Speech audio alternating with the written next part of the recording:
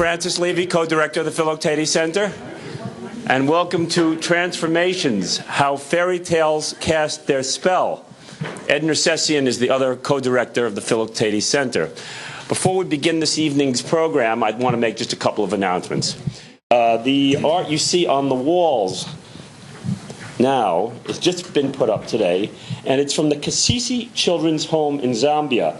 And this is a home for AIDS orphans. We are sponsoring a benefit on December 11th, in which the objects on this wall will be, I guess Ahali is a silent auction, am I correct? It will be a silent auction to raise money for that particular orphanage. So please come. Please silence your cell phones, and for further information about all our programs, please go to www.philoctetes.org. This particular roundtable, as all roundtables, is simulcast on our site. So if you're not feeling well some night and you want to see a Philoctetes roundtable, you just go to our site and you can see the roundtable playing before your eyes. But all previous roundtables are also in our archives. So if you go to the archive, or what is it called now? We're calling it past programs, part of our site. You simply hit a button and you can see any Philoctetes roundtable. You can also now go to YouTube, where almost all of Philoctetes roundtables, or many Philoctetes roundtables are on YouTube, and they will all be on YouTube very shortly. I would now like to introduce Jack Zipes. Jack Zipes is professor of German at the University of Minnesota. In addition to his scholarly work, he is an active storyteller in public schools and has worked with children's theaters in Europe and the United States. Some of his major publications include Breaking the Magic Spell, Radical Theories of Folk and Fairy Tales and the Art of Subversion, and Why Fairy Tales Stick, The Evolution and Relevance of a Genre. I think some of these books actually are on sale, or at least one of these books is on sale outside afterwards. He has also translated the complete fairy tales of the Brothers Grimm and edited the Oxford Companion to Fairy Tales and the Great Fairy Tale Tradition. He served as the general editor of the Norton Anthology of Children's Literature and editor-in-chief of the Oxford Encyclopedia of Children's Literature. Professor Zipes will moderate tonight's panel and introduce the other panelists. Thank you. Thank you. I'd like to introduce the panelists. Cattaneo is the dramaturg of the Lincoln Center Theater and creator and head of the Lincoln Center Theater Directors Lab, a three-term past president of Literary Managers and Dramaturgs of the Americas. She's the recipient of LMDA's first Lessing Award for Lifetime Achievement in Dramaturgy. Mark Lamos, and is sitting over there. Mark Lamos is director of Lincoln Center's production of Cymbeline, which is opening Sunday night, right? Yes. He has directed numerous productions on Broadway and at Lincoln Center, as well as at off-Broadway venues such as Playwrights Horizon's Signature and the New York Shakespeare Festival. He was the artistic director of Hartford Stage from 1980 to 1997, receiving a Tony Award for the theater's body of work. Regionally, he has directed at the Kennedy Center, Williamstown, La Jolla Playhouse, the Old Globe, the MacArthur, and the Guthrie, among others, as well as Canada's Stratford Festival and Moscow's Pushkin Theater.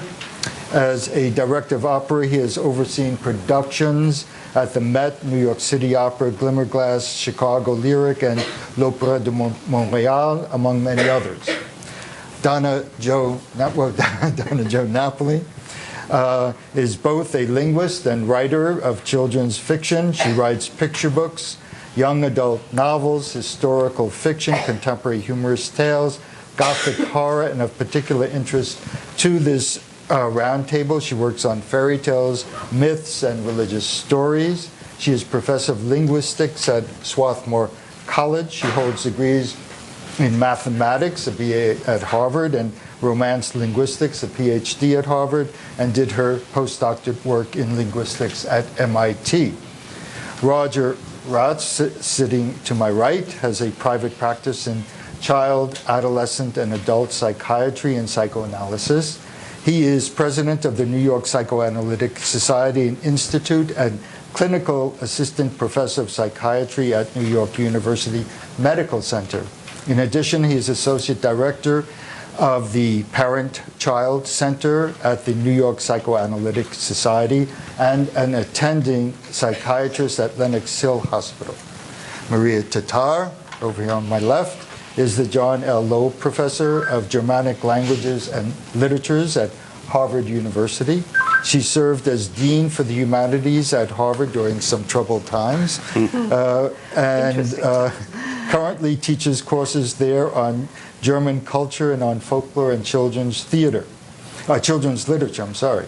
Her most recent books include the classic fairy tales, the annotated Brothers Grimm, and the annotated Hans Christian Andersen.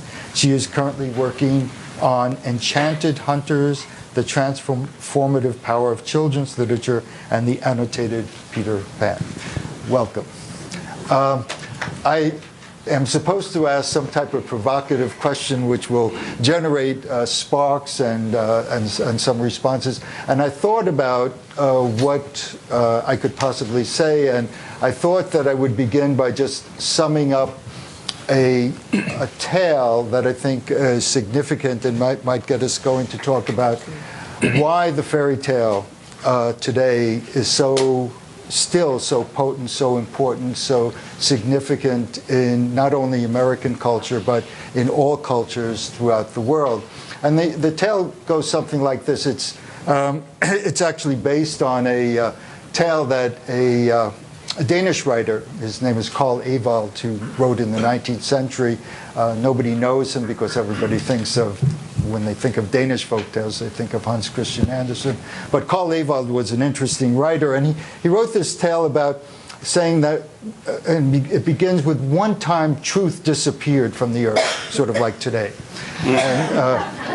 And the people were very upset, so they called for 5 wise men, and they sent these 5 wise men out into the world to look for truth.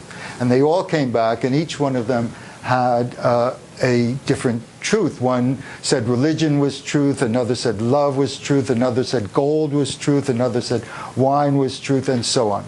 And they began fighting among one another, and they fought so hard and they bickered so much that they destroyed one another. And the people who were watching this, thousands of people, began fighting among themselves. And this fight went on for some time until they were all so tired they sat down and were very sad and in mourning.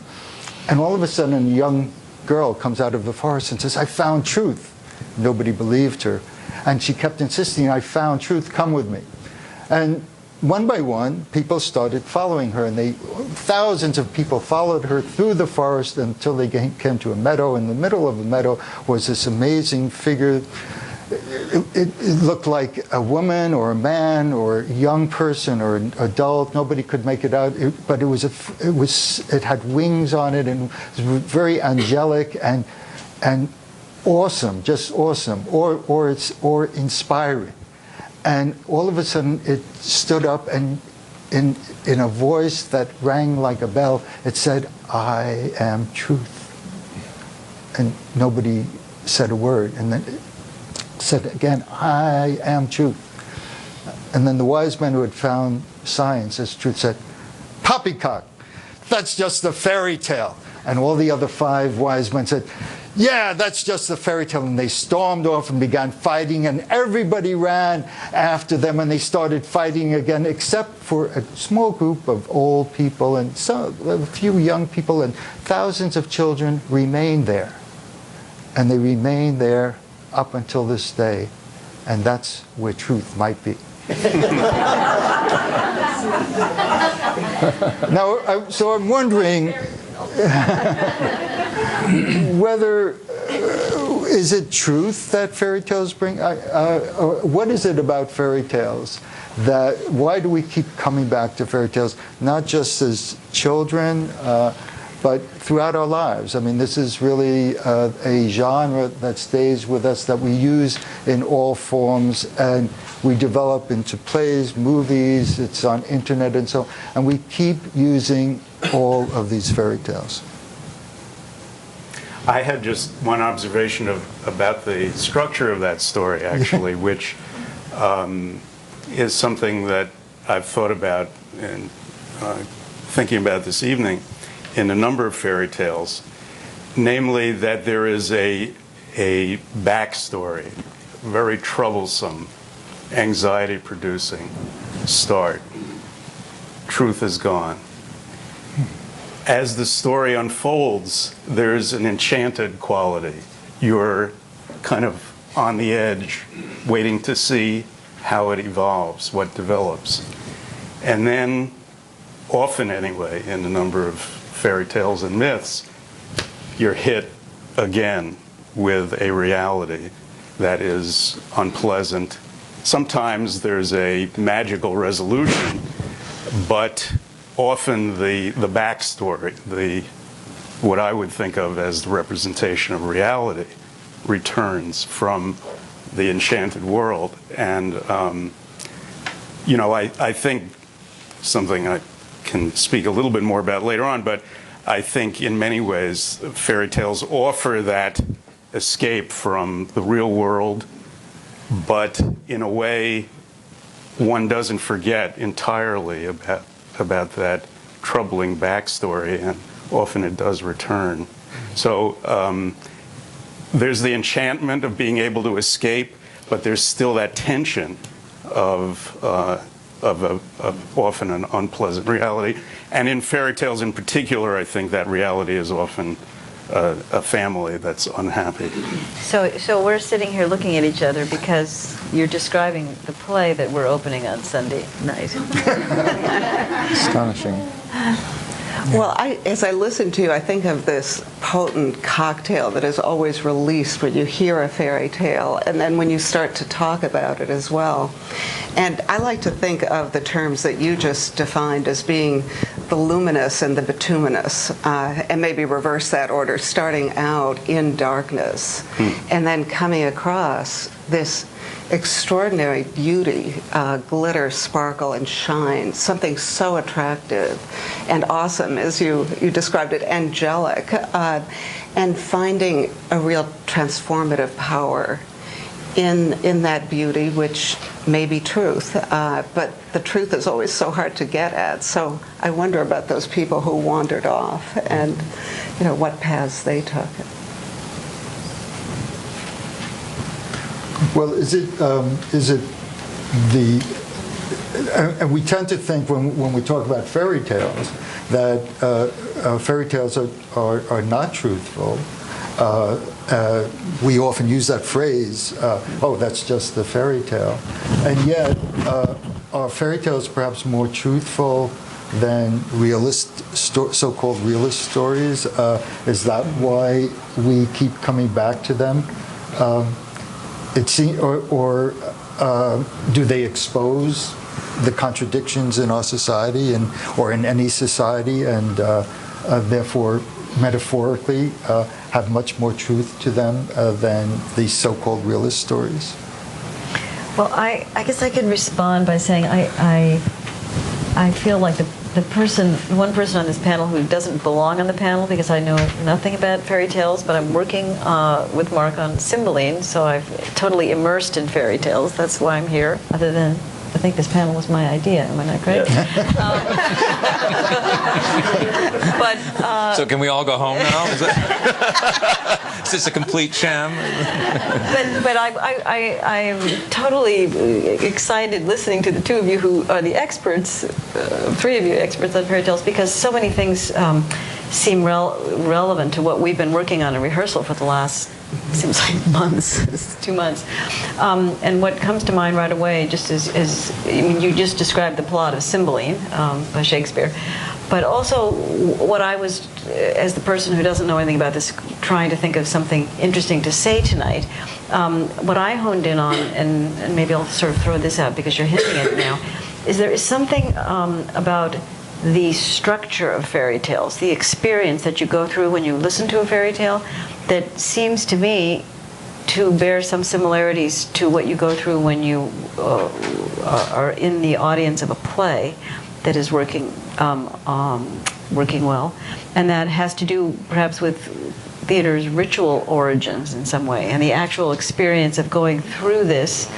Numbers come up, things happen 3 times, you go forward, you go back. I mean, all plays that speak to us in any great way have a kind of hidden code, a coded structure, and that the plot of the play, the plot of Cymbeline, while it is extremely interesting and busy and filled with details, is really hiding something much more profound, a kind of profound transformation that I think under Mark's direction or production has really risen to get, which is almost unheard of in productions of this play. But you have to go behind what the play is about, underneath, as we do in the theater, to find a subtext. Or that's why it's so hard to read the plays, because any plays, because what's happening is not in the text; it's behind the text somehow. It's hidden, and I think in fairy tales, it's not so much the I know nothing about them. It's not so much the Rumpelstiltskin as it's the voyage, out, or the secret person in the. It's what it's somehow coded to get. It's behind or underneath it that seems very psychically resonant in the same way that going through a ritual, which is what the theater's origins are, makes it special in that way. So I'm throwing that idea out. But also, I think I wonder if fairy tales rely upon a suspension of disbelief, as all fictive experiences do, whether it's television, a novel, watching a play. And yet, I was going to say, you do need to suspend your disbelief, and children seem particularly apt at suspending disbelief at a tale. On the other hand, when I think about my own experience as a kid listening to a fairy tale, which was read to me at bedtime or what have you, or watching some version of it dramatized or something, I don't recall suspension. I recall instant identification and troubling anxiety, and kind of taking that journey that you were describing of the backstory being terribly potent, the quest being, et cetera, et cetera. And now it seems, in order to get back to that, one of the things that theater blesses us with, in a funny way, is this attempt to suspend our disbelief. And a play like Cymbeline, but no less than a play like Lear or Merchant of Venice, just to be dramatic about it, they all ask for a tremendous suspension of disbelief. Once upon a time, there was an old king who had 3 daughters. And if you follow the plot of Lear, it almost is a very rejuvenating fairy tale until the very end, when Cordelia is suddenly hanged. If Cordelia was alive, and there's a theory that there was a version where she lived, it is like a romance all of a sudden. Same with Merchant of Venice. There was a rich woman who had 3 caskets that her father gave her, based on a story that starts that way. But they're not that far off from the oral traditions of, Snow White, which was apparently, we discovered, extant in Renaissance England while Shakespeare was working, orally, but not written down yet. But I think there's something about the suspending of disbelief that takes us into these stories that then we suspend our disbelief in order to get at truth, or at least I'd like to think, toiling in the theater, that's what we do. But I think that there's an important difference, because with Shakespeare, you get real depth and psychological analysis, and you're immersed in the complexities of the characters. In fairy tales, I think sometimes everything's just hidden on the surface. Mm-hmm. That is, it's all superficial. And maybe that's one reason why it's so easy to identify with a character, because there's nothing there. There's such blank slates, and you could just jump right into that role. Whereas I think with Shakespeare, if I'm watching Lear, I won't jump into one of those characters or try to channel them right away, so that you have the challenge of, or maybe you don't want to draw people in, maybe you don't want them to identify, maybe you prefer keeping the critical distance, which doesn't happen in fairy tales, I would say. Unless we're subconsciously identifying. I was reading an essay, does a girl reading Snow White, say, or hearing Snow White, is she identifying both with Snow White as well as the mother figure, who then becomes bifurcated? And is the listener actually becoming? Is that a part of all of the characters? Some somehow identifiable. Sure, yeah, Little Red Riding Hood. You can identify with the grandmother, the wolf, and the girl. And in fact, there's a doll, isn't there, that has all three? Yes. Sort of a patchwork of all three. Some nuns used to make these dolls, and they would send them to me because I've written a book on Little Red Riding Hood. So I have a collection of about 30 dolls like this with Little Red Riding Hood and the wolf. And They transform. Yeah, you could. Right, you can transform that doll any way you want. I've got to get one of those. But Donna Jo, you actually transform and adapt fairy tales in great depth and tremendous psychological depth to get at what? The truth of something, to get at the truth of the tale, the truth of particular characters? It's kind of strange for me to hear people talking about suspending their disbelief, because when I write a tale, I totally believe every detail of the tale. And I think what you were saying about how fairy tales are easy to identify with each of the different characters, you're talking about, I think, the tales as the Grimm brothers wrote them, or not yours. and right, Yes. and in those tales, that there may be a page or a page and a half or 2 pages or whatever, and essentially, I think what they are is plot lines, and if you were to take those plot lines and step away and look at them from a purely logical point of view, you'd say, why, these people are insane. They just go from one bizarre behavior to another. But if you say, this happened, and you ask, how do you get from this step to the next? I found that there's always a very clear path.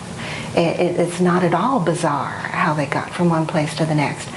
And I think it is because the people are doing these things because of real things that drive us to dramatic behavior in life. I think fairy tales are about how much you're willing to give up in order to be a decent person. And so that's why I think they stick with us, because we all face that. How do you mean give up? Well, like Let go of, or yeah, let out into the world, or? Like you look at. Well, see, I've worked on so many fairy tales that I see them now in my very limited way. So, for example, if you talk about Hansel and Gretel,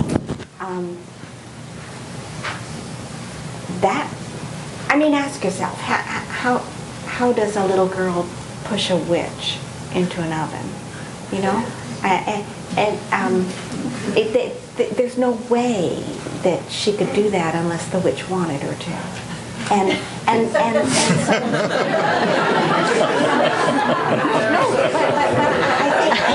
I think this is true. I mean, the witch could have done any number of things. She could have turned Gretel into a frog. She could have turned herself into a huge monster. She could have done any number of things, and instead she went into that oven, and she was giving up everything in order not to eat these children. That's really interesting. Frank's writing is down. Yeah, I find that useful. Donna Jo's actually written a book about this. But I this think witch. that just points to the extraordinary elasticity of these tales, the way that they do shape shift, and One of the exercises I have my students perform early on in my course on fairy tales is to write down the story of Little Red Riding Hood.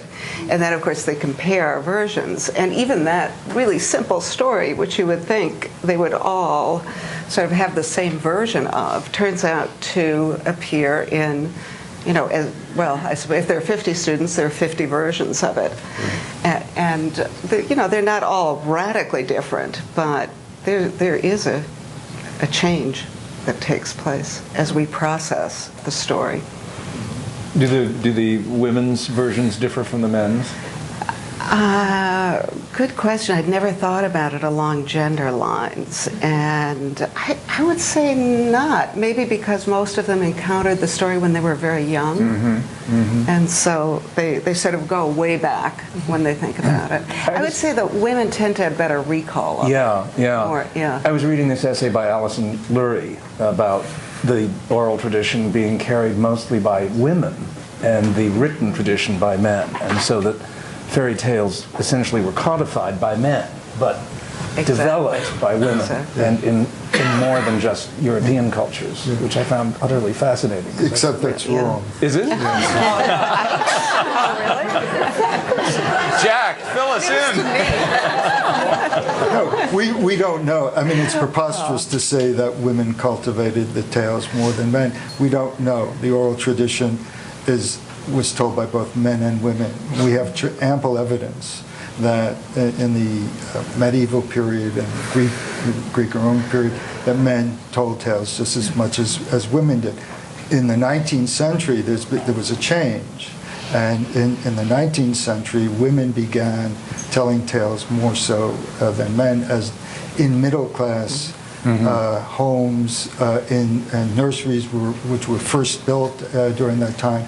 So there was a shift, but I think it's really misleading to say that women gave birth to the tales. I think she doesn't really say that. She says what you're saying about the 19th century when the Brothers Grimm went around sort of gathering things. Right. But even I would say in the collections, 19th century, the collections of the oral tales, folk tales, there is a gender difference, by the way. We can compare different versions of, let's say, Rapunzel or Rumpelstiltskin and so on, and you can see that women, depending on the collections, really did tell tales differently. I've been translating Sicilian folk tales where it's quite clear that the collections in which women were the dominant storytellers really had different outcomes with regard to the female protagonists, and the males were generally somewhat sexist or misogynistic. So it's very complex, and but what is fascinating is that there are gender differences in terms of narrative, how plots, like in the study that I did of Little Red Riding Hood,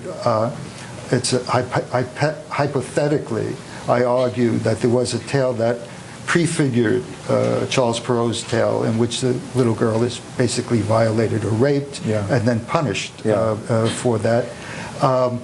There was a tale in which a girl meets a werewolf, goes to Granny's house. Granny's been eaten. She eats the flesh of her grandmother and drinks the grandmother's blood, gets into bed, does a striptease, gets into bed with the werewolf. There are about 6 or 7 questions where the girl is toying with the werewolf, and finally she pops the question, what big teeth you have? The werewolf says, all the better to eat you with. She says, I've got to go. And the werewolf says, do it in bed, my dear. No, I've got to go caca. And she said, okay. So he ties a rope around her ankle, sends her through a window. She unties it with a needle, and then ties it around a plum tree and runs off. And the werewolf is sitting there, and after a while he yells out and pulls the rope. There's no response. and says, "What are you doing out there? Making a load? Making a load?" And then that's how the tale ends. She escapes. And that's Sicily? Is that a... That was told probably by women in a sewing society, because there are signs. They used to gather in, say, one cottage during the day when the men were out in the fields working and so on. And what would they do when they were weaving or sewing? They told stories. Quite often, this was an initiation story where a young girl had to prove that she could replace her grandmother, and also fend off a predator, a male. And so, what Charles Perrault did in 1697, he turned it ideologically around so that basically a girl is punished, and she doesn't survive this test.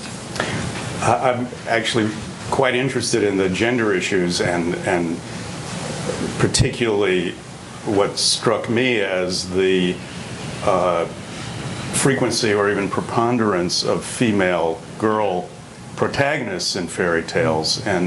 But I wonder if maybe we could table that for 1 second, because I wanted to pick up the thread about elasticity. And I think what you demonstrated was the multiplicity of possible identifications in these stories. You, Donna Jo, were in a way, I think, identifying with a witch and plumbing her character and finding something generous, let's say, in that character.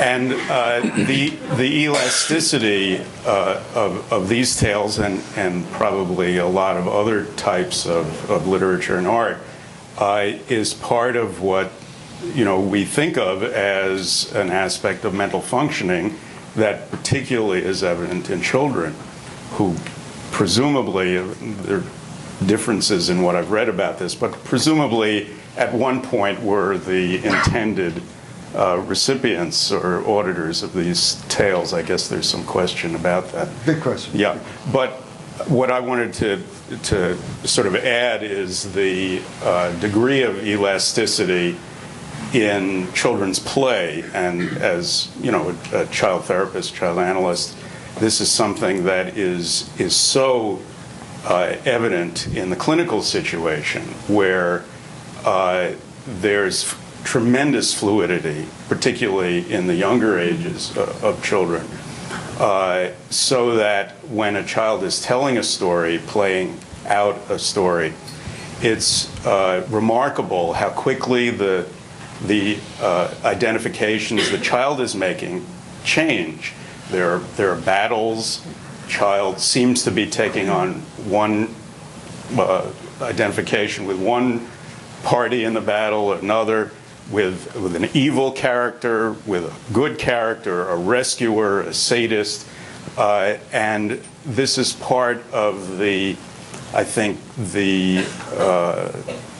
experimental freedom that the child has in play to express a great deal of his or her inner conflicts.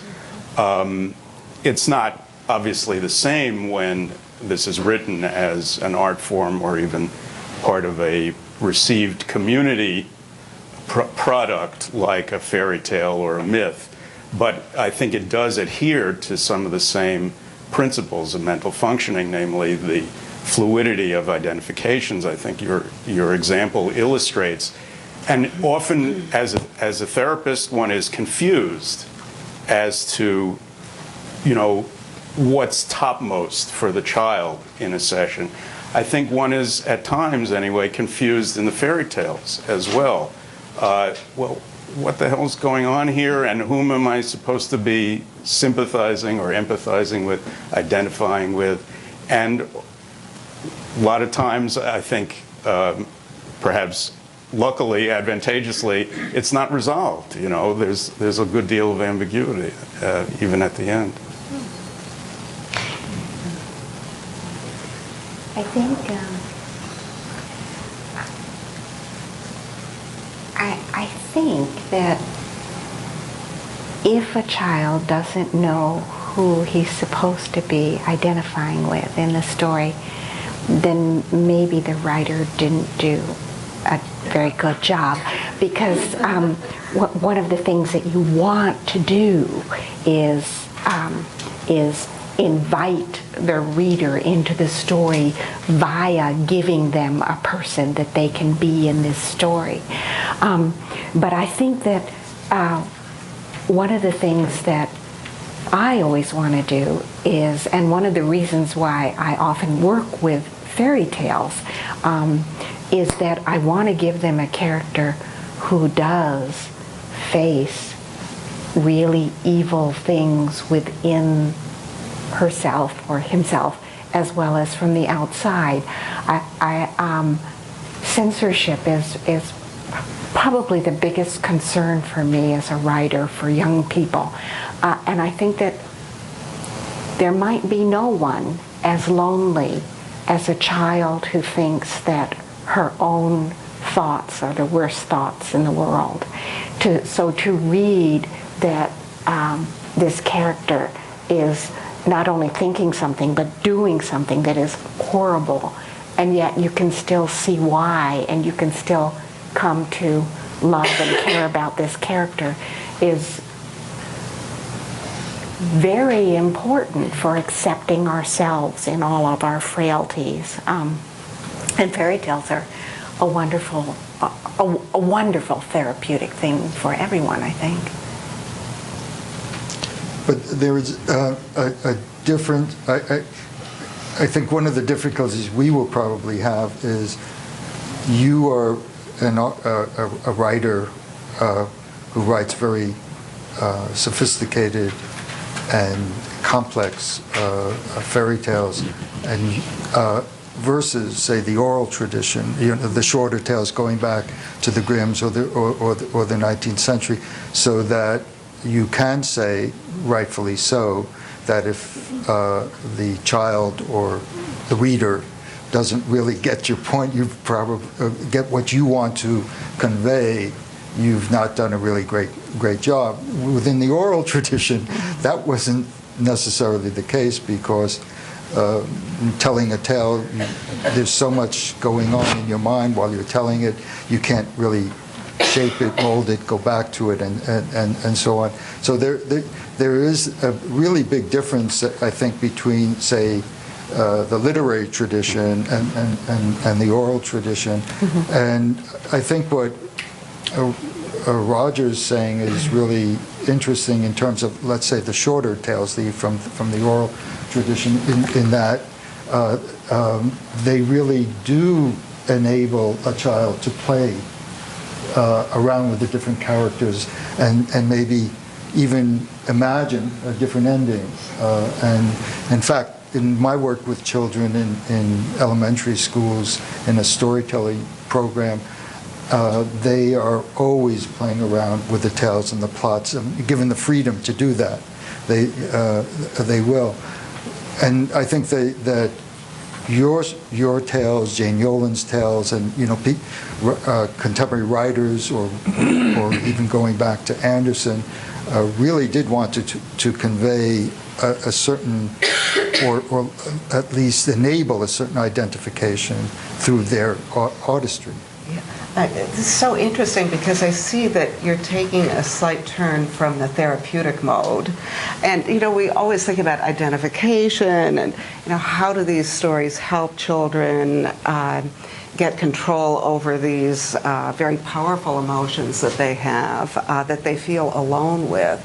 But I love the way that you are using the tales for creative purposes. Mm-hmm. That is, this idea of play, using the characters and the plots, reshaping the stories, puts children in charge.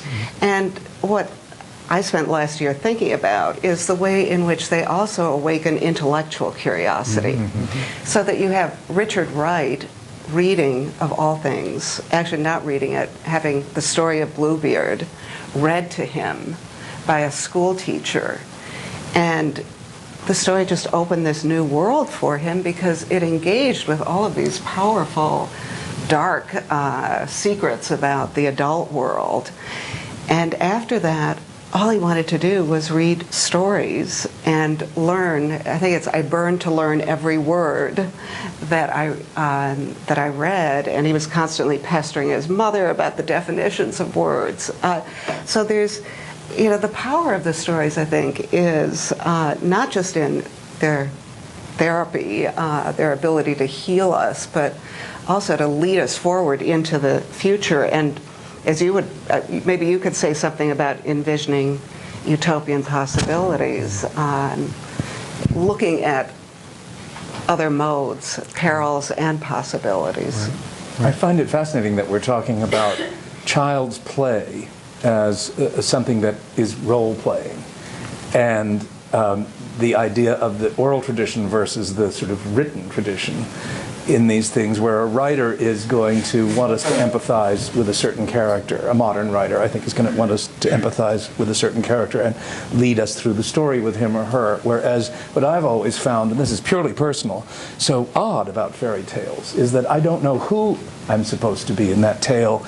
And when it's over, it's left me with this odd feeling that's very alive, and I find very much like Shakespearean skepticism, where you really, I think in a great Shakespeare production, you are constantly asked to realign your thinking. Is Shylock the right guy? Well, he's done some awful things. Is Portia? Well, she seems sort of cold and heartless. Is Bassanio? Well, he's got a good heart, but he seems rather stupid. And you can go to each character in Lear, in Macbeth, in Hamlet, and you find that what he's doing is always pulling you back. You identify, and then he pulls you back by something that's said by another character, by some action of the protagonist that's utterly foolish or ridiculous or foolhardy or brave. And so what happens for me in fairy tales is similar, I've noticed, in what happens to me when I'm studying a Shakespeare text, which is that it's a very slippery slope. And sometimes I'm Jack, but sometimes I'm the giant. And doesn't that grab you? Yes, more totally. Than, this is it, this is the recipe. Absolutely. And right. that's why we come back again and again to see Hamlet, or a child rereads, rehears fairy tales again and again. There's tension, there's conflict, it's unresolved. Well, and it's why you have to, when you're directing a play like Lear, or any of them, but I mean, you have to make, say, Regan and Goneril sympathetic to the extent that they are not just dragons. So that, as you were saying, there's something there that's in those the two so-called wicked sisters, that you've got to, at a certain age, absolutely identify with. No, I don't want my father drooling around the house with his horses and his cows and his knights. No, I don't want, I do want my husband and me to have some success in life. They're very sort of primary concerns that humanize those characters, but also keep you from absolute loathing of them. And Lear is an idiot, as well as a great man, and that these things are constantly kept in motion in a far more complex way than, say, in a fairy tale.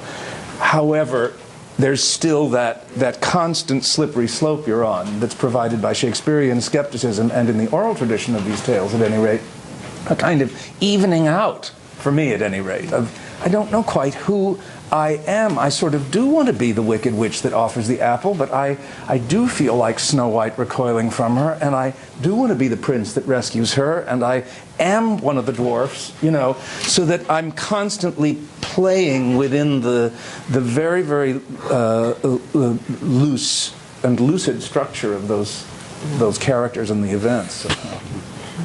I wanted to bring up something maybe that you mentioned the word, but it's a digression, because we've been, we're blessed to be living in the world of Shakespeare so intensively for the last month and a half. And with a writer like that, who, as you point out in your article in the magazine that I hope you all we passed out. I mean, Shakespeare clearly knew fairy tales as a child. He probably read fairy tales, and somehow they come into this this work in a, it's a literary way, but it's part of his lived tradition as well. And in this particular play, one of the mysteries that we've been thinking about and investigating is this very strange conjunction between what you immediately put your finger on, or the sort of fairy tale elements of the play. The play is, written in 1609. It's set in a sort of historical time, around the time of the Roman Empire. But it has an appearance, a very glamorous appearance, and very glamorous in our production, by a deity, and the deity is Jupiter. So this connection, and I think I asked you this in the interview, what is the connection between myths and fairy tales?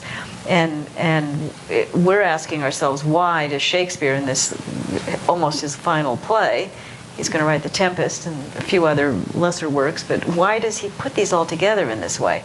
Why does he have these fairy tale elements, but then there are religious deities, as there are sometimes in Shakespeare, but not often, and why these ones? And are fairy tales just a Western more contemporary version of myths?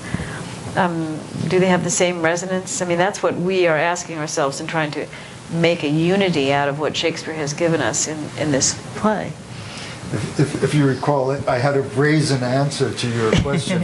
I said Shakespeare didn't know what to do with the plot after a while, and so he threw in Jupiter at that point and said, that should do it. But we always assume Shakespeare knows what he's doing. But there's no doubt that, and a British scholar, Graham Anderson, has written 2 excellent books about the fairy tale in the ancient world. He argues that the word mythos was actually used the way that as fairy tale. It actually meant fairy tale in the Greek and Roman times. And whether that's the case or not, it's quite clear that the fairy tale, or that comes out of an oral tradition, borrowed from all types of genres, from the fables, animal stories. I mean, you see elements, motifs in the fairy tales until it gelled into a literary tradition at a certain time where you have recognizable motifs. But there are buried in almost all of the major fairy tales mythic elements, or elements that come from the Middle East, the notion of reincarnation. When Cinderella, for instance, needs help, it's generally, and there are thousands of Cinderella tales, but generally the helper figure is a dead mother who comes back to her in the form of a dove, a tree, and so on and so forth. So you can... We're looking at each other for a reason. Is there something in symbolism? Well, yeah, before Jupiter appears, posthumous dreams of his father, mother, and 2 brothers, all of whom are dead, and the mother died giving birth to him, hence his name Posthumous. So their appearance leads to the appearance of Jupiter. Yes. All of you therapists can come and see the play and explain it to us. We haven't even talked about the headless corpse yet. Well, I always think of fairy tales as being sort of up close and personal, unlike myths. And they're sort of like miniature myths, taking place in the domestic arena. So you have something like the juniper tree with the father devouring the son who has been cut up into pieces by the stepmother and put into a stew. Yeah. And you have this kind of recycling That's of sort of myths, very familiar from the Greeks. the same dysfunctional family situation. And Yeah, I mean, I in my somewhat anxiety about what would I say here tonight, I Xeroxed this article which I just showed to Ed and to Frank, which I made 75 copies of, because when we did King Lear at Lincoln Center, my co-editor of this magazine, John Guare, the playwright, who's always reading the most amazingly wide variety of interesting things, was on a plane going from Rome to England and was reading volume 12 of Freud's collected works. Not something that we in the theater do that often. And he found this incredible article. You want me to pass it out? Yeah, you can pass it out. In which Freud, whenever he wrote volume 12, is looking at The Merchant of Venice and Lear. And he's tracking it back to prehistory, basically. He's found coded in the plays ancient mythological history in them, which is why he feels these plays work subconsciously in the way that they do. So I edited it down slightly longer, and I'm sure you all have the completed works, but it's a fascinating take on, again, the power of these, and it's completely subconscious. That's. I hope I made enough copies, because I think that's one of the key things for us in the theater. I mean, we work largely, I don't want to say unconsciously or subconsciously, but we don't ever approach anything with too much design. We have to sort of unlock the play and then let it show us what it's about. And that's one of the remarkable things about Cymbeline, is that the grand design of the play, which I must say almost every critic from Bernard Shaw on back has questioned. The play doesn't work, the play has problems. The play actually does work, and it's just very hard to figure out how it tells you, how to do it in a way, and you have to do that by, it's almost like setting up a series. I've come to feel, watching these rehearsals, a series of harmonics, that there are these sort of triads of things that start to happening. And once they are all cooking, then the play resolves itself in this incredible and incredibly moving 25-minute last scene, in which everyone in Greek drama fashion turns out to be related to each other, have some information. I mean, it's like 25, as Aristotle would say, anagnorisis. This person, you're my lost father, and it's an experience that is so satisfying to the audiences. We're playing to 1,100 people a night, and they actually start applauding in the scene as each revelation comes out. On a play no one's ever seen, no one knows. There's something underneath there that's very, very powerful, very ritualistic, that's very rewarding in a way that it's hard to talk about because it's not particularly conscious. Don't they come from the kind of the power of the emotions? I mean, there's some you talked about a very cannibalistic image of the witch sort of like putting herself in the oven. Well, I mean, in Cymbeline, we have a woman whose husband is banished, and she is pursued by the son of the queen, who who chases her into the forest, dressed in her husband's clothes. He is decapitated. By her brothers. His head, but she doesn't know they're his brothers. His head is brought on and then thrown into water and disappears, and then his headless body is brought onto the stage, and you got to bring it on, and we do. And she is asleep with a potion, like many Shakespeare heroines are, Juliet, and she wakes to find the body of what she thinks is her husband, because he's dressed as her husband. Now, I mean, what? And I said to Jack, what is that about? Well, but and I mean, because it does sound like a fairy tale, doesn't it? And in mourning this headless corpse, the act of mourning elevates the character of the husband, who we know is alive, and actually begins his journey towards sort of wholeness and salvation of some kind. But it's her active mourning on this dead body of the clown villain, Double, that starts the journey towards the sort of fulfillment of this coupling at the end of the play.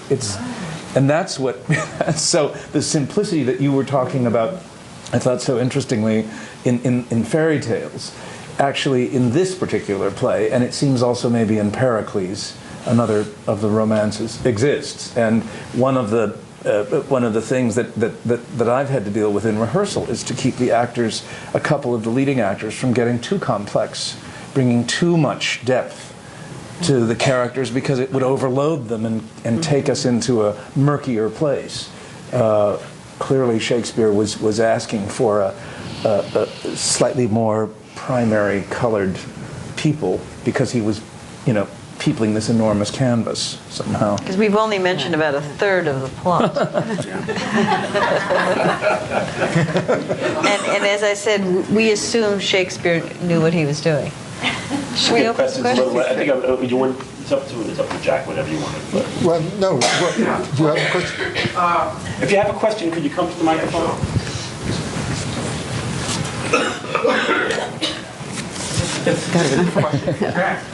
Mainly.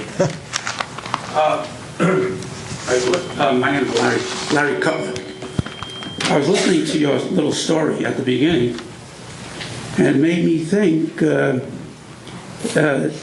the spell is cast by the teller, and how much the teller knows, how much the teller himself creates, if not the story itself, but the way he tells it.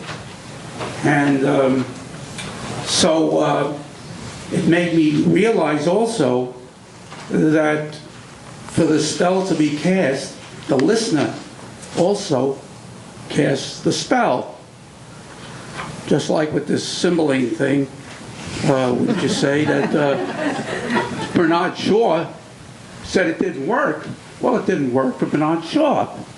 He didn't go with it. But maybe a lot of people did, including this wonderful back page here by Auden, where he describes, you know, what Shakespeare did and why, of course, why some great writers stay great or do more. You know, as you said, you went from one character to another, and one day it's one thing and another. You had to create, well, you're a director. We create the spell as well as the teller. And like it says here in the introduction, fairy tales originally were not for children.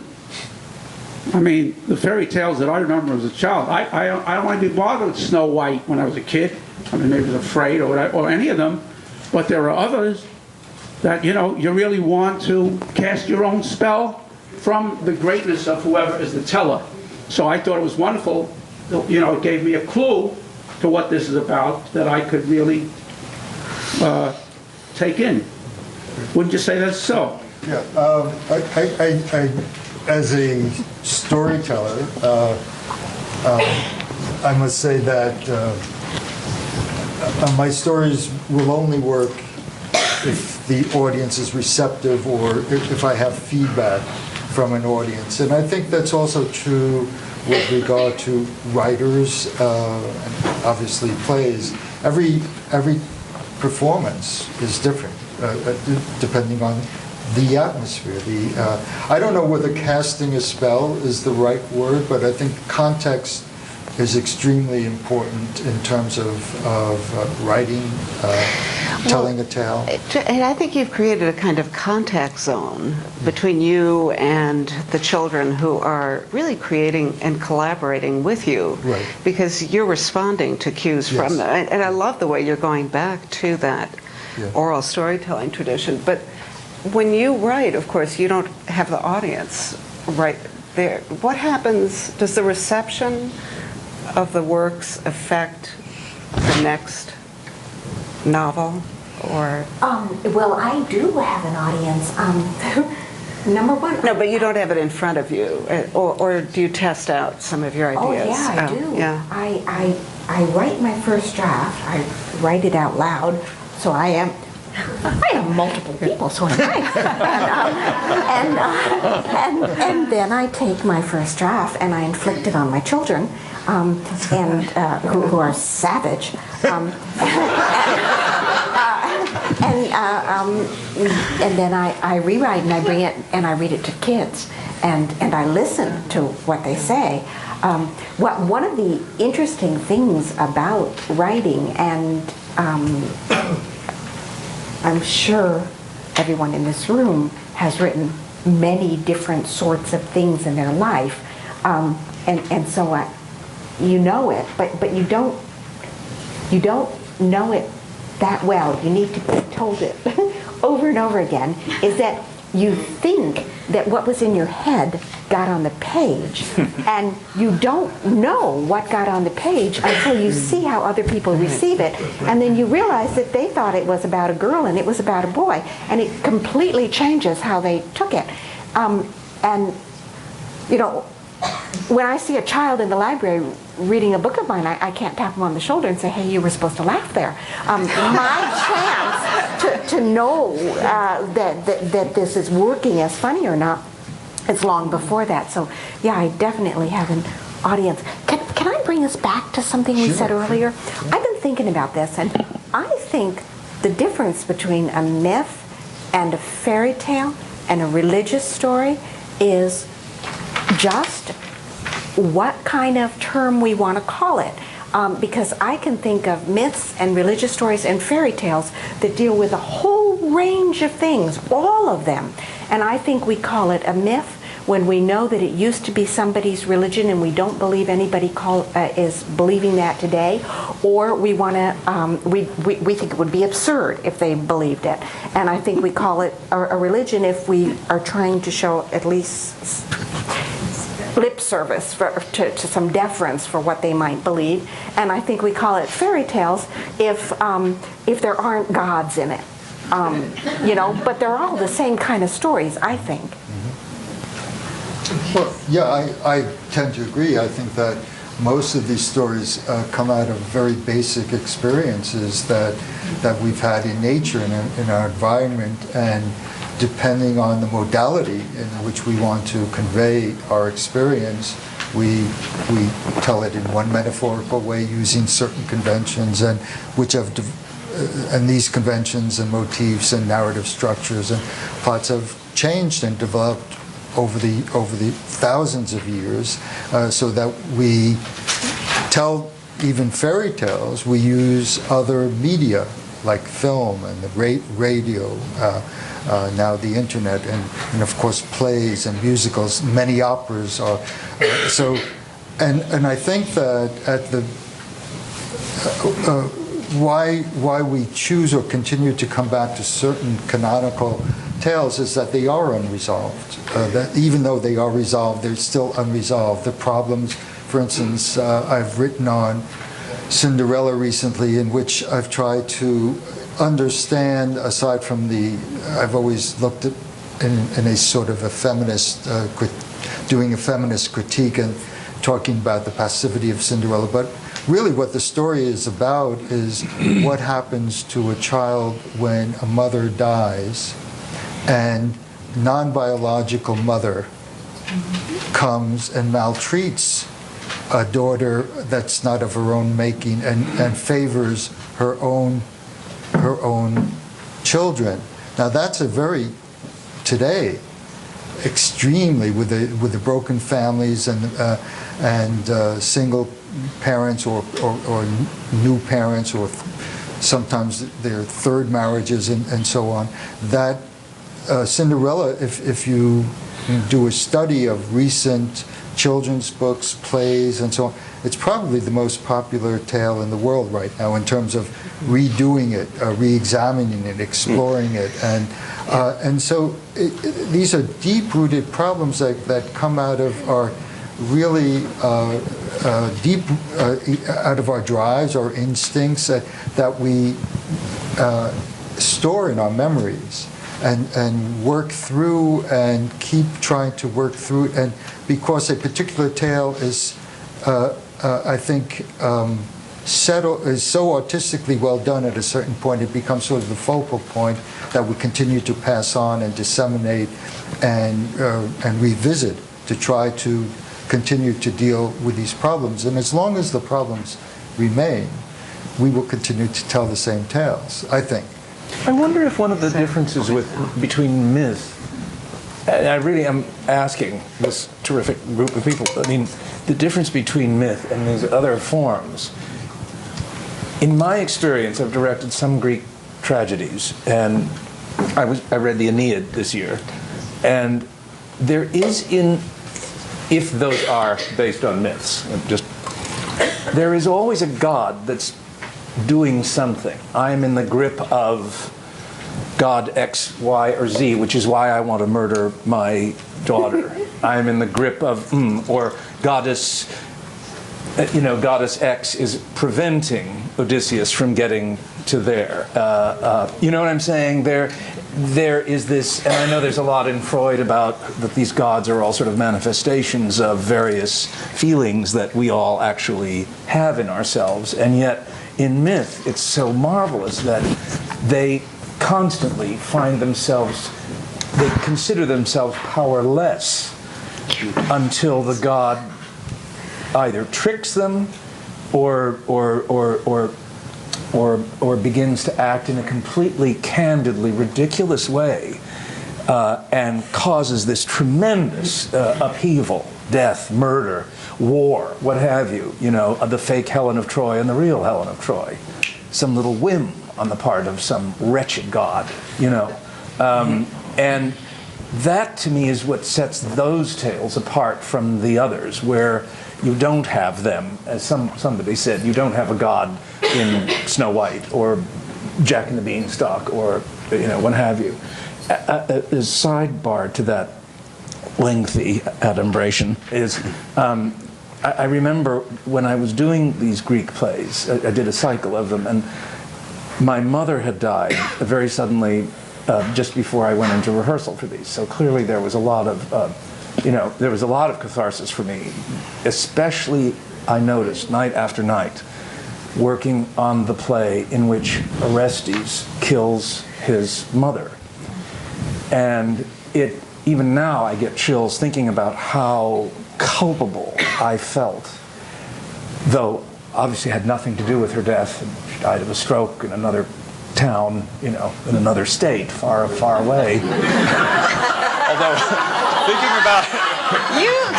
Yeah, I know. Dangerous territory. Thinking about the fact that she raised somebody who went into the theater. But at any rate, I felt completely responsible for her death. In fact, I felt as if I was taking her life, as I was mourning her, in real life. And that seems to be something that myth can make us do somehow in a way that maybe fairy tales can't. I don't know, and I'm just putting that out there. We have a patient person waiting. Patient. This is directed, I hope, at Jack Seitz and at Dr. Rahtz as a starter. That is, I'm raising the issue about the universality of fairy tales and the origin of fairy tales emerging out of the oral tradition. And isn't it fair to see them as events that come from children's minds? I mean, this is the Freudian way of seeing it, that these are all out of Oedipal conflicts, that children, I mean, where did the fairy tales come from? They have emerged over the history of mankind. And is it fair to say that perhaps in different societies, if you were to look at the Samoan society, would there be universalities among that spectrum? And are those universalities reflective of understandable Oedipal conflicts that all human beings have as they move through that life period with all sorts of ambivalent feelings, all sorts of hostile feelings, all sorts of cannibalistic feelings, etc. And those are what intrigue us so much by fairy tales. So my question is about universality, and is it fair to couch them? I suppose Dr. Rahtz would also know a great deal about that. Well, I think the question has two parts, a kind of historical part, which I would leave to the scholars, but in terms of the issue of universal fantasies, certainly this is what all of us are all about all the time, and they're not just Oedipal issues, they're issues of loss and separation and betrayal and deception and death, and they are what I think grabs our interest in so many, let's say, verbal art forms, any representational form of art, and they do emerge from our. And the historical question is, how did these tales originate? I don't think we can likely say they originated from the mouths of children, but certainly they're from adult people's reworkings of their childhood fantasies and preoccupations and fears and conflicts. Could I? Yeah, sure. When I write stories, I often set them in different places and times, and so I've done quite a bit of historical research, and I find in the studies that I've done that storytelling was like in the days of the Vikings. It was everybody gets together. It's children and adults together. It's not people talking to the children. It's everybody telling a story. And there are plenty of societies today where people are still telling stories all the time. One is the Inuit people, and it's it's a long winter, and you all get around together, and the children are falling asleep all over people, but people are telling their stories. And in Italy today, in Venice, if you become friends with Venetians, people sit around together and they tell stories, and they can be the most ribald stories, and children are right there with these stories going on. And, it rolls right off them. What they get, what they don't get, and it's just fine. Do they contribute to the stories as well in some way? No, there's a storyteller. There's somebody who's telling it. And people may clap, people may take turns, whatever, but usually you don't interrupt the storyteller. And I work a lot with deaf people, and storytelling and deaf culture is a very big deal. Now, American deaf people is who I've worked mostly with, although I've worked some with Italian deaf people, and I see a difference between American and Italian deaf people in that American deaf people will tell appropriate stories for children, or what we consider to be appropriate, in the presence of the children, and it's only when the children leave that they'll get into the other stories. But the Italian deaf culture just does the same thing that the Italian oral culture does. I think we all have Oedipal desires or whatever. One of my colleagues told me a story about when 9/11 occurred. One of his patients, a 6-year-old child, watching television and watching these planes go into the World Trade Tower over and over again. He thought that actually these planes were continuously doing this and they would do it forever. And it raised the question of why in the world was he thinking that? And the thing that struck me, and I'd like to have your response to this, is that the reason was he wanted some resolution. He wanted some reassurance about this terrible thing which was threatening his existence. The thought that occurred, not just to me, but to other people, that the difference between fairy tales and myths is that fairy tales seek reassurance. They seek a resolution for the person who is reading the fairy tale, so that, for example, there wouldn't have to be a multiple identification for the person to become the witch to allow herself to be thrown into the fire, but the reader or the storyteller required that to make peace with one of the issues of fears that every adult and child has about being eaten up, being absorbed, and so on. And as opposed to having a fairy tale's designed to reassure, a myth subsumes what the real issues in the culture are. So that there is this particular difference, and I'd like to have your reaction. Is it true that fairy tales are designed to reassure, and myths are designed to simply present what the existing, real issues are in that particular culture, if not in man? So please. Well, do you want to? You start. Okay. I think there are I wouldn't make those distinctions. I'd go back to what Donna Joe said before, is that myths really were religious tales. They were connected to a belief system and the values in the tales reflected what the Greeks believed at that time, and they seriously believed, just like today, Christianity, we have stories, or in any religion that exists today, these stories are stories that reflect the values of a particular culture. So that's really what distinguishes the myths from what we call myths today, from the fairy tales. Now, fairy tales really have a very complex tradition, because you can't. There are many different types of what we call wonder oral tales. Some are initiation tales, some are warning tales, some are tales of celebration or acclamation. Some are tales of voyages where a young woman or young hero has to find himself or herself, and so on. So fairy tales have a fairly wide, let us say, terrain or a spectrum in terms of the many different types, and they generally tend to be pagan. There are very few.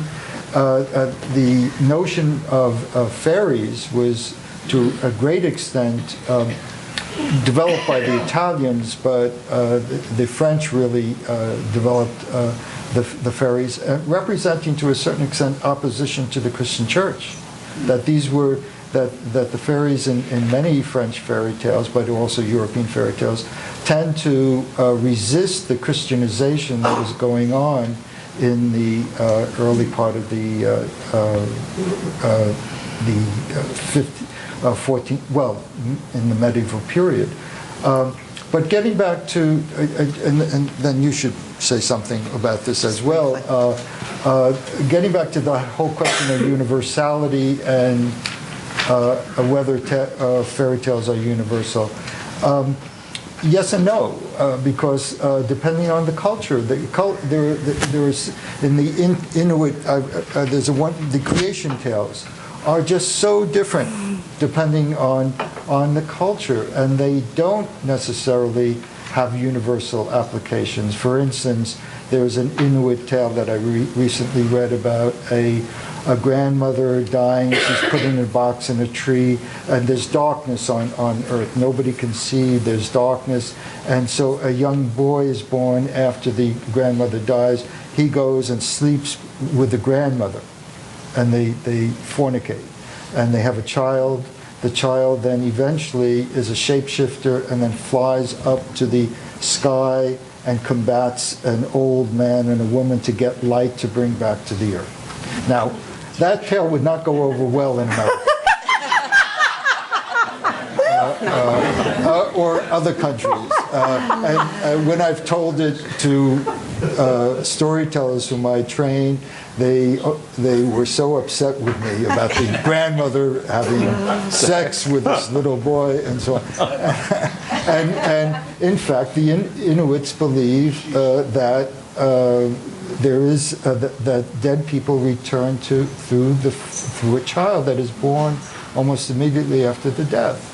And it makes perfect sense to the Inuits, and so on. And they raise children. They deal with children in a much different way than we deal with it. There's a wonderful book by Hugh Brody called "The Other Side of Eden," all about the Inuit culture and these tales. So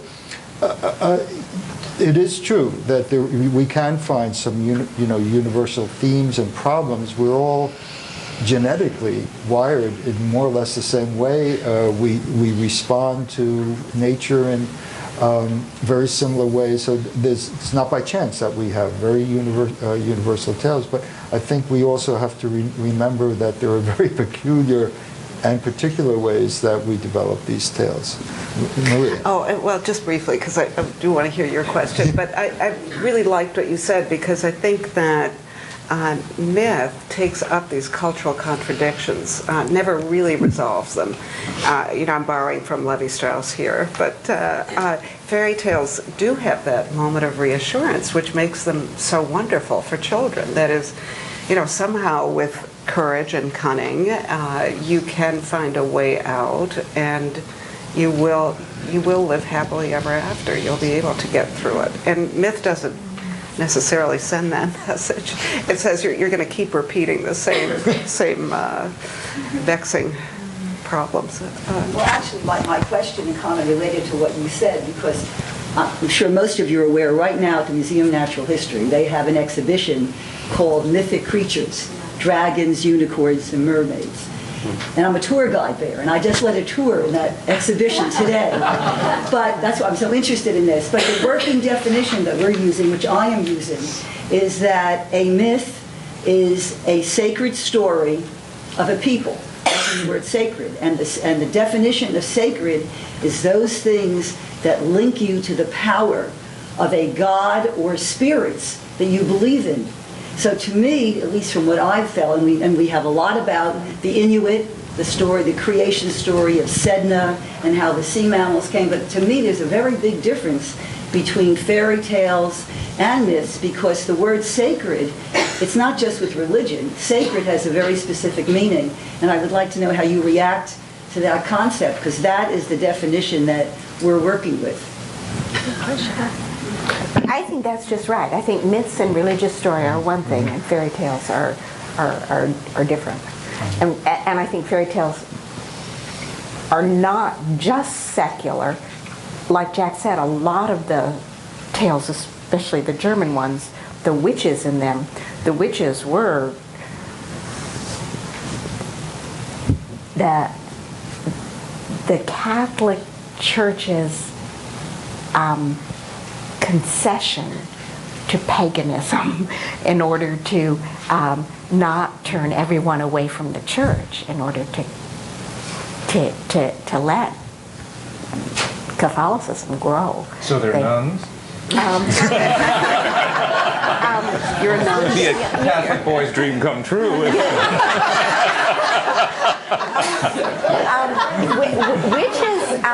Witches were extremely pious people who were this is Catholic doctrine through the Middle Ages, through like the 1600s, were very pious people, and the Lord would channel power through these people to help them do things, to be healers, and mainly healers. And they were not called witches, but if they made a mistake and they stepped out of what was called the magic circle, they would draw a magic circle around them with something that was blessed by the Pope, and call up a devil and banish that devil from someone to heal somebody, whether it was a mental illness or a physical illness. But if they forgot about the magic circle, if they became so involved in their own power that they, or whatever, and stepped outside it, the devil could snatch them. And then they had to work for the devil. And that was a witch. And so a witch was a very interesting person.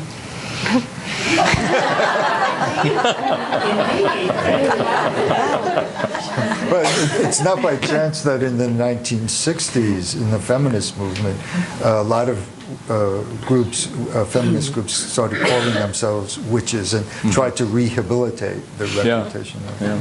We have another question. Yes, hi, my name is Jessica, and I'm an MFA student at Towson University from Baltimore. And my question for you all is based on my thesis, which is based in fear and paranoia in children in direct connection to childhood literature, such as fairy tale. In specificity, I'm working on an adaptation of the Shock-Headed Peter series. So I was wondering if you could maybe talk about, instead of the good aspects of fairy tale, about fear and paranoia that is inflicted in them because of these tales, because, you know, the Grimm's fairy tales were quite violent in direct opposition to the Disney tales that children are focused on today. And he said the Peter tale? The Shock-Headed Peter tales? Slovenly Peter. Yes. Struwwelpeter. Yes, thank you. The boy gets his thumbs up. For example, one tale, instead of the suck a thumb, which is one that I wrote already, instead of saying don't suck your thumbs because they'll get infected. It's don't suck your thumbs because a tailor man will come and chop them off. And indeed he does. And Conrad is left bleeding and full of blood. Yeah. That should cure him from sucking his thumb. Right. Thank you.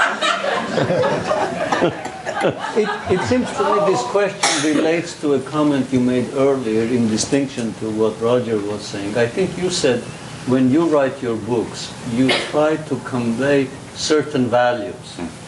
And I'm assuming you are saying you try to convey some worthy values. Whereas if I understood Roger, with children playing, that's not an issue. It's expressing whatever is bothering them, and so if they are feeling angry, so they'll be more like the bad guy, and if they're feeling something else, they'll be more like the other. So children don't have that sense at that point that he's talking about of value. Yeah, maybe I misrepresented myself. I don't try to present a value. I try to face each character's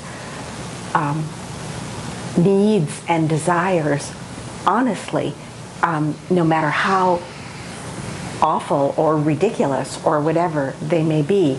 I don't have an agenda in terms of trying to teach anything. And when we were asking before, is a fairy tale to be reassuring? And you said that fairy tales are reassuring. I don't know if they all are. I mean, as you were saying it, I was thinking about the Grimm tales, and they do always wind up with poor little Rumpelstiltskin getting his leg ripped off and stuff like that, and the queen gets to keep her baby. He tears himself in two. But I don't think Richard Peck, a wonderful children's writer, said at a conference I was at once that writers for children cannot traffic in happy endings, because if we do, we risk leaving our reader defenseless. And I think it's really true.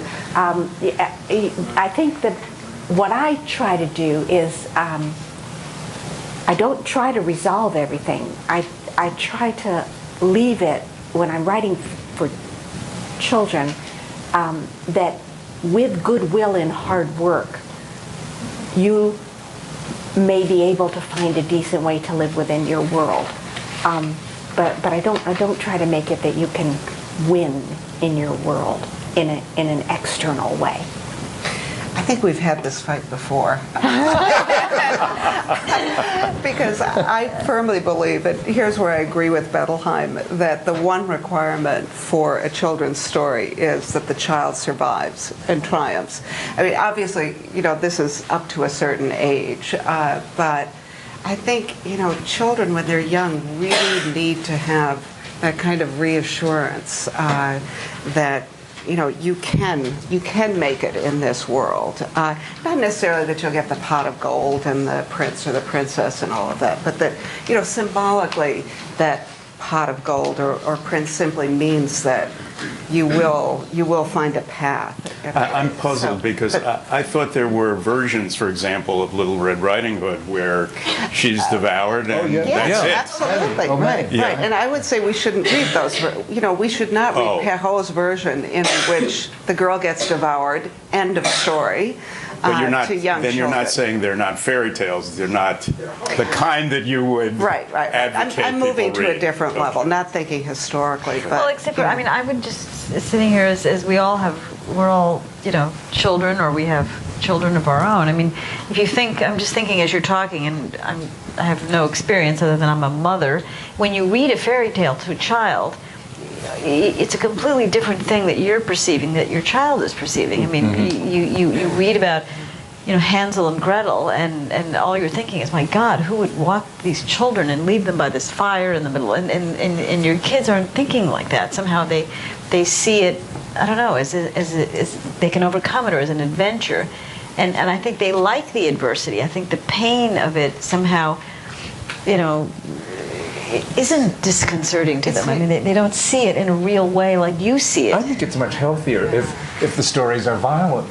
I mean, Struwelpeter, for instance, getting the thumbs chopped off, I found as a kid terrifically satisfying. And frankly, Little Red Riding Hood getting eaten I thought was just great because, and maybe it was because I'm a boy, I don't know, but it was just, I thought, yeah, go ahead, eat her. There was no, I didn't relate to her at all. And I related to her as much as I related to the wolf that chewed her up. So I hear what you're saying because I have, when I took my daughter to see Snow White when she was very young, she loved the Wicked Queen. She thought she was just great. Well, Snow White's boring. But, my son would run out of the room whenever there was any sort of violence going on screen. So, I think you have to sort of take each child. And I suppose some children can handle those tragic endings and, be happy, when or find the them girl gets amusing, or find them amusing, and then they're therapeutic. My wife has always been talked about the brooms in Fantasia that she saw as a child. Why are they so frightening? Well, other people too. Wow. What are the brooms in Fantasia? I can't. inanimate objects that can, There are fairy tales about inanimate objects that come to life, aren't there? Yeah, many. Yeah, so those kind of thick, thin, that type things. We all know where broomsticks go. I mean, I think it's awful. I just want to ask about the Italy-U.S. blinds, deaths. Sorry, deaths. When you said the stories are different, they're more sexual in Italy, or more, more you don't aggressive, censor in front of the children. You just tell a funny story. And sexual and somebody got killed. Yeah, it's very much like the oral tradition. So, and this tradition that I'm talking about, the oral tradition I'm talking about, I've never heard it in standard Italian. I've only heard it in dialects. It's sort of like when people get together and we all know each other. This is our group, and then people can do it. I ask because I wonder if, as parents, it is not us who become anxious and try to put a better ending or better face to these stories, whereas the children, like your reaction, have no problem with it. And those children have no problem with it. What they understand, and what they don't understand, they don't understand. That reminds me of a wonderful tape that Wendy Olesker shows of a mother who is watching her little boy play. And there is clear enjoyment that the boy is having over a violent scene. I think the boy is axing his father or something like that. The mother becomes quite anxious and tries to stop the play, actually. You don't want to do that. That's not very nice, or something like that. So I think that really illustrates what some of the possible intergenerational feedback can be. Like Claudia. And I think if we don't give children stories that deal with adversity, sometimes gigantic adversity, that they'll make up those stories themselves. When I first started having children, I wanted very much to have a completely peaceful family. I am a pacifist, and I thought that everything should be that way. And I did not allow my oldest son to have a gun. Well, he would take an apple and bite it until it was in the shape of a gun. That's great. And I finally had to understand that children need guns because you can't have a war without it. And they've got to have wars. I mean, I never bought them guns, but I wound up no longer crushing them when people gave But them. that's true. I mean, you need conflict and violence, and children have to work through this. But the question is what about the child dying in the story? That's the issue that I have, and I wonder if young children can really handle that. But it does depend on the community.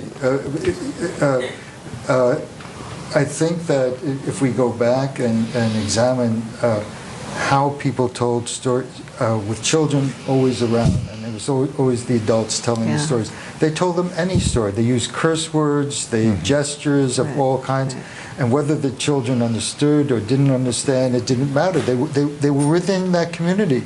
These were stories that were shared, and they knew, even though the tales might be violent, that there was a certain security, and that the tale might have some sort of meaning depending on their age, that they would eventually figure But Jack, it out. I'm sure that you have also talked to dozens of German men who have been traumatized by the thumbs being lopped off in that story. Not really. Oh. No. I can't tell you the number. You know, we're both in the field of German literature, but I've just heard so many stories. All I know is that when my daughter was born, I put a sign above the cradle that said, "Life is unfair."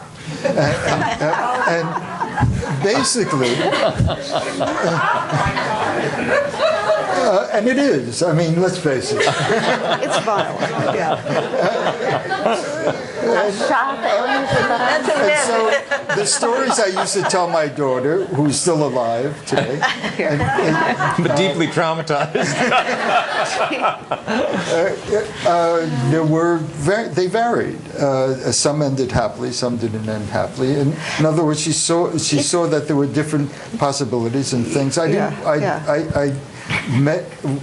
I never really wanted to sort of blind her to the fact of... No. Again, you know, it's violence is okay. The death of the villain is okay. But the death of the child for a 4-year-old is tough to... But we have questions. Well, this is a comment on the way to a question, I think. An important hallmark of primitive or childlike thinking in psychoanalysis is the omnipotence of thoughts, which provides, on the one hand, a link between myths and fairy tales, and that it's and also in dreams, because it's a way station between reality and fantasy, but it's a distinction in terms of fairy tales and myths, in that myths are for older people to explain their universe. Even very religious people don't maybe not believe literally in a Job, for instance, but children, when they hear a Red Riding Hood, it's still pitched to a level of somewhere between fantasy and reality. And so it allows them, I think, to work through things that they're feeling already, but without it being either quite in reality or in fantasy, which is a distinction from religious thought later. And I think that's part of what explains their power and their function. So that was my... That was a comment. Yeah. That was more... Do you have another? We have another question. I have a short comment and a question. Comment, I know some German men who have given their children Streuseltäter recently. I'm sorry to say. What did I tried to stop it, but I couldn't. What did they give? That book about Peter. And by the But they way... have left their thumbs intact. No, that they didn't actually chop off the thumbs. That is true. Now, what are those tales called? They're not fairy tales. What are they called? Horrifying tales? Reverse fairy tales? Cautionary. But now comes my question. At what point, historically, did fairy tales get happy endings? Because they certainly didn't always have that. And there certainly was not a concern about how the child would feel upon hearing that the child died in a fairy tale. So I'd like to know when that switch occurred. That's a wonderful question. We don't know. I mean, what we do know is that tales of all kinds were told with children present. And so it is the context. I don't think it's the tale. I mean, tales can be very effective whether they are gruesome and horrific or optimistic and utopian.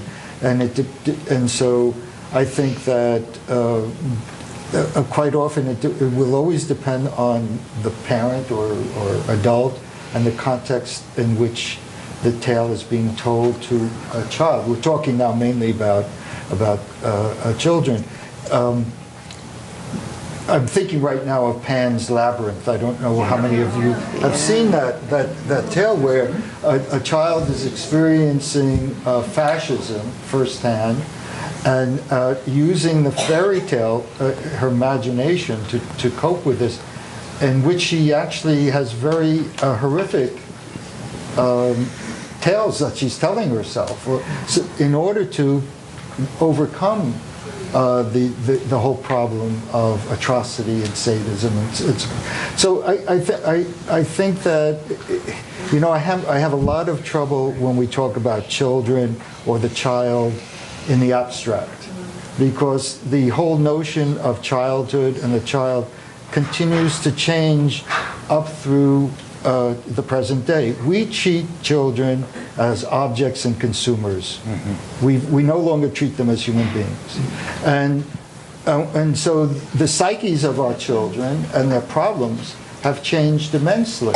I mean, my childhood was so radically different from my daughter's that I have difficulty talking about childhood, because childhood has the meanings have shifted, and I think that we as adults, and whatever our professions are, have to be attentive to the fact that generalizations don't work. They don't work, and that we have to pay very careful attention to the stories that we tell, why we tell them, what we expect in certain situations. And I think that we have to also be very, very careful about how we talk about children and how they receive things, because we don't really know most of the time. I think you probably can be.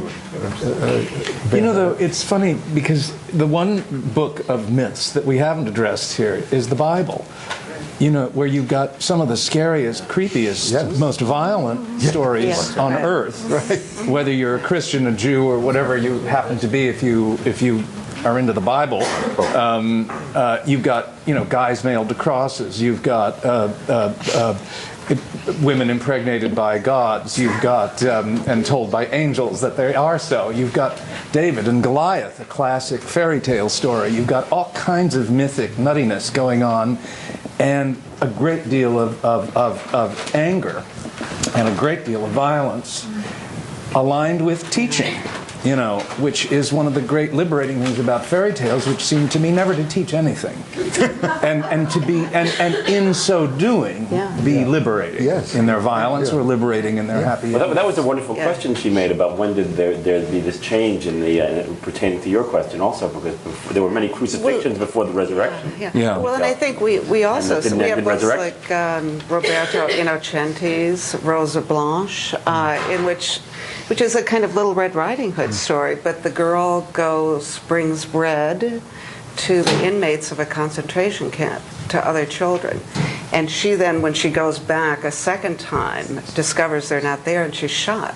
She dies at the end of the story. This is a picture book for children. I don't know whether you know about its reception in Italy where it was first published. Except that it's considered a classic. Right? When was it first published? I think it was in the 80s, at some point in the 80s. And then, of course, we have this whole genre of stories along the lines of Bridge to Terabithia, Walk Two Moons, where, you know, there's constant death and Bambi. Well, the mother, yeah. That's but almost again, as you know, child. Well, you always have lots of that, but, you know, again, the question of the child. Isn't there also evidence in the concentration camp? Was it Terezin, where a lot of children were, you know, incarcerated and led to death, but they left a huge amount of pictures of Terezin storytelling and dealing with, I mean, working out the trauma of what they were living in and creating these really sort of silvery, beautiful tales of hopefulness and look at the pictures peace. around you. That's what it was. Yeah. I mean, they couldn't be more lovely. You know, I want to ask a minor question, John Napoli.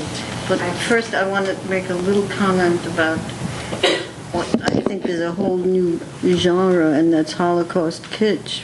I think that there's a steady readership of children who want to read about that time in history, and there are some very good books about it.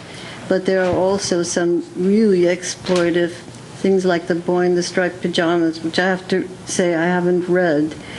But I looked at it, and I believe it's about a boy who was the son of a commandant of a concentration camp, and he makes friends with this little kid behind the fence who was wearing striped pajamas, and he can't figure out what is going on. And it sounds like a terrible amount of bullshit to me, but that's not why I didn't want to talk about that.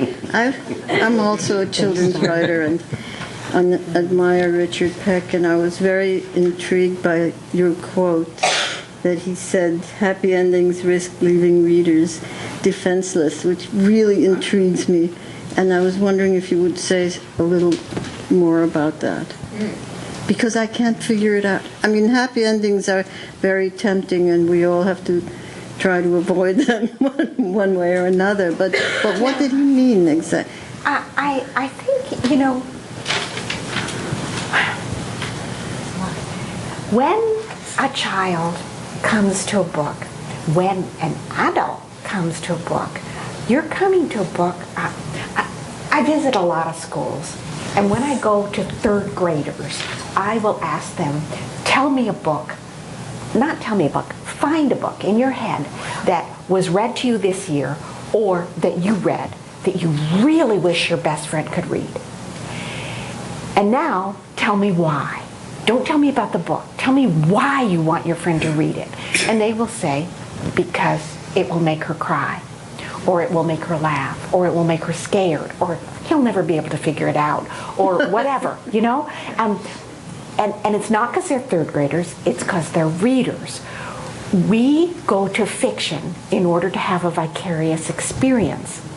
And there's all different kinds of vicarious experiences, and I think you can write funny books and happy books and sentimental books and scary books and completely absurd scary books so that they're not really scary. They're phony scary, like a lot of children's books are, and then really scary books too. And the question is, what do you do? Now, I think what Richard Peck was talking about was you don't just slap a happy ending onto a book.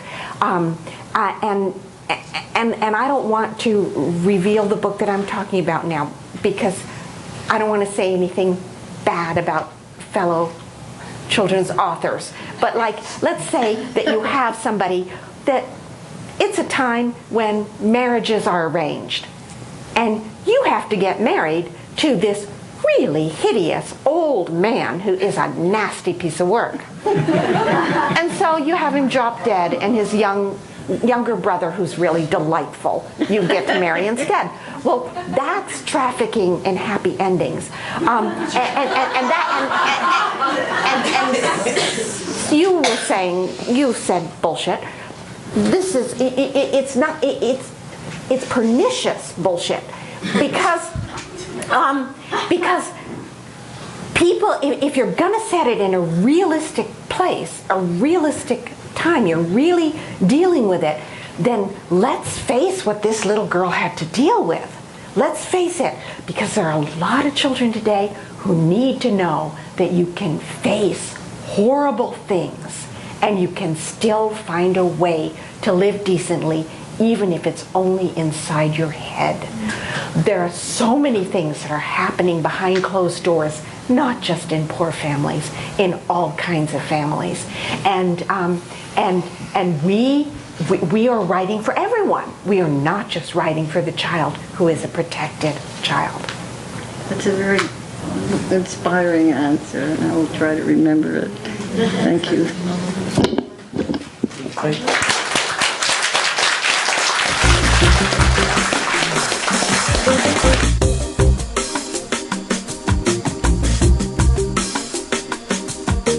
Further information about our programs and a complete archive of past Philoctetes events is available at philoctetes.org.